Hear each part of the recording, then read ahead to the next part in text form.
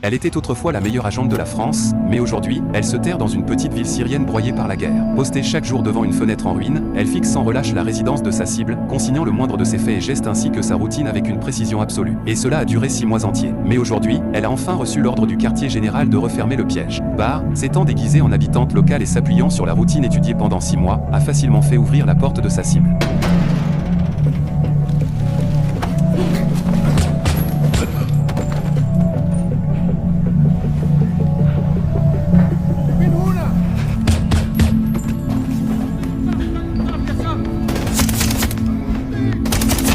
Les ennemis à l'intérieur, totalement pris au dépourvu, sont tombés les uns après les autres sous les balles de son arme. Barr a couru jusqu'au toit et a maîtrisé l'ennemi qui s'apprêtait à fuir. En déchirant la chemise sur sa poitrine, elle a vu que le tatouage correspondait exactement à celui des renseignements, il s'agissait sans aucun doute de la cible finale. L'identité étant confirmée, son supérieur a donné l'ordre d'abattre la cible, et Barr l'a éliminée de plusieurs tirs sans la moindre hésitation. Selon la procédure habituelle, elle aurait dû se rendre immédiatement au point d'extraction pour quitter secrètement le pays et retourner en France. Cependant, au moment où elle s'apprêtait à partir, elle a été attirée par les pleurs d'un bébé. En suivant le bruit pour entrer dans la pièce, elle y a découvert toute une salle remplie de femmes et d'enfants, qui étaient manifestement les familles des hommes qu'elle venait d'abattre. C'est alors que son supérieur lui a ordonné de tous les éliminer pour ne laisser aucun témoin. Barr a hésité, même si elle avait tué d'innombrables personnes, elle était incapable de presser la détente face à un groupe de femmes et d'enfants sans défense. Finalement, elle a désobéi aux ordres et a tourné les talons, ignorant que son supérieur avait déjà pris des dispositions pour qu'un autre agent vienne nettoyer la scène. À peine Barr avait-elle poussé la porte qu'elle a croisé un regard malveillant, et le paquet dans le coin lui a instantanément fait dresser les cheveux sur la tête. C'est l'instinct de danger ancré dans l'ADN des agents secrets. Malheureusement, sa réaction a été un poil trop lente, et Barr a été instantanément projetée par le souffle de l'explosion. Elle pouvait deviner que son supérieur avait envoyé quelqu'un d'autre pour faire le ménage, pensant n'être qu'une victime collatérale, sans se douter que la conspiration derrière cette explosion était bien plus terrifiante qu'elle ne l'imaginait. Mais après cette épreuve, Barr a tout de même choisi de prendre sa retraite.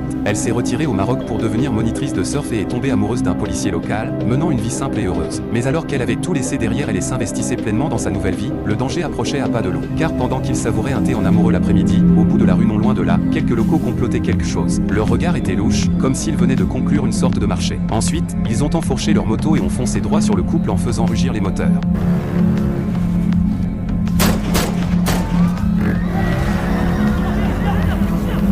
Le temps que Barr réagisse, 3 balles avaient déjà pénétré le corps de Yas, et les tireurs avaient pris la fuite depuis bien longtemps. En raison de la gravité de ses blessures, Yas a plongé dans un coma profond. Barr était rongé par la culpabilité, convaincu d'avoir attiré le danger sur lui. Ce n'est que lorsque Reda, le supérieur direct de Yas, est arrivé à l'hôpital que la vérité a éclaté. Avant l'incident, Yas enquêtait sur la famille criminelle locale des Khoury. Et justement, la police venait d'apercevoir les 2 fils Khoury près de la scène du crime, il était donc fort probable que ce soit eux les agresseurs. Barr savait très bien que si c'était vraiment eux, dès qu'il saurait que Yas n'était pas mort, il viendrait le traquer jusqu'à l'hôpital.